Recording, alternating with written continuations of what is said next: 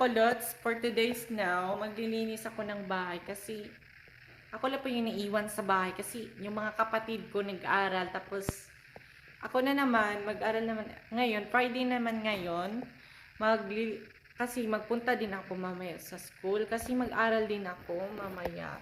For today's guys, ako lang naiiwan kasi yung nanay ko nasa ibang bansa tapos ako yung mama at tatay dito sa bahay kahit na yung mga tigas-tigas ng mga ulo ng mga kapatid, intindihin lang natin yung mga kababayan natin, mga kagaya ko, mga bakla, tapos ikaw lang yung naiwan ngayon sa kapatid ninyo.